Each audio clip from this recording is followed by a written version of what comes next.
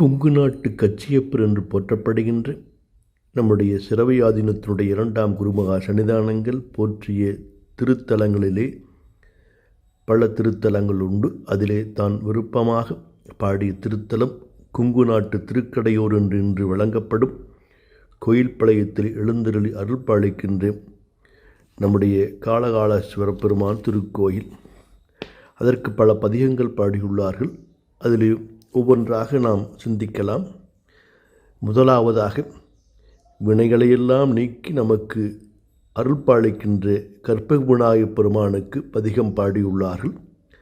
அந்த பாடலிலே காப்புச் செயலையும் முதல் பாடலையும் இன்று சிந்திக்கலாம். சிற்பரன் வாழ்வார் கௌசிகாபுரியின் மேவு திருக்கற்பக விநாயகன் தாள் கண்புனை சீர் சொற்பதிகம் காப்பவன் செம்பொற்றால் கலந்த மனத்தொண்டு அடியார்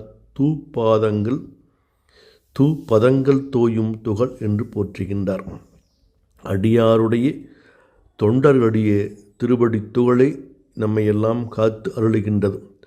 சிறந்த சிறப்பு மிகு சிவபெருமான் உறைவிடம் கொண்டுள்ள கௌசிகாபுரியில் வீற்றிருக்கும் புகழ்மிக்க கற்பக விநாயகப் பெருமான் மீது ஒரு பதிகமாலை புனைந்து சூட்ட அருள்பாலிக்கின்ற உன்னுடைய திருவடி துகளை நான் போற்றி வணங்கி நான் வேண்டுகின்றேன். இந்த பாடல்கள் பதிகங்கள் சிறப்பாக அமைய எனக்கு அருள் புரிவீராக என்று வேண்டுகின்றார்.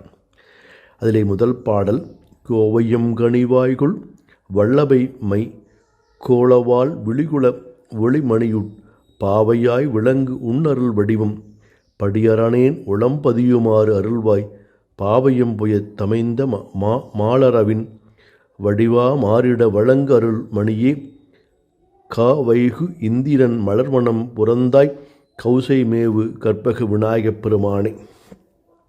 மிகப்பெரிய பூமியை தலையில் சுமந்தும் திருமால் பள்ளி கொள்ளவும் பாயாகவும் விளங்கும் ஆதிசேடனாகிய பாம்பிற்கு மாற்று வடிவம் அருளிய விநாயகப் பெருமானே, அருள்மணியே, சீர்காழியில் அமைந்துள்ள நந்தவனத்திற்காக தண்ணீர் வேண்டுமென்று தேவேந்திரன் வேண்ட காக வடிவில் சென்று அகத்தியின் கரத்தில் இருந்த காவிரியை கவிழ்த்த காவிரி நதி அளித்த பெருமான் என்பது பொருள்.